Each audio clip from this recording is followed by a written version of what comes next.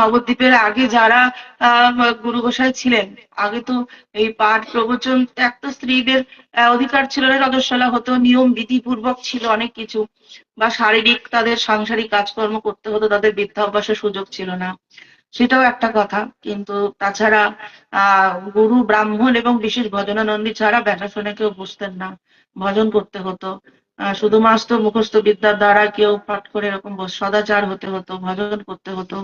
হ্যাঁ, এবং পাঠ করবো বলে তারা করতেন না, ভজনে ডুবে থাকতেন, হরিকথা নিজেদের মধ্যে শোনার জন্য তারা ইষ্টগোষ্ঠী করতেন। তো সেইখানে দেখুন মহাপ্রভু যে আবির্ভূত হলেন, তো প্রেম দিলেন, সেখানে একটা জিনিস বোঝার বিষয় কিন্তু আছে। বোঝার বিষয় এইটাই যে আহ ভালোবাসা জিনিসটাতে প্রতিযোগিতা নাই, ভালোবাসা জিনিসে কোনো তীব্রতা নাই। সেখানে এটা নয় যে আমাকে কিছু প্রমাণ করতে হবে, করে দেখাতে হবে, কিছু নাই।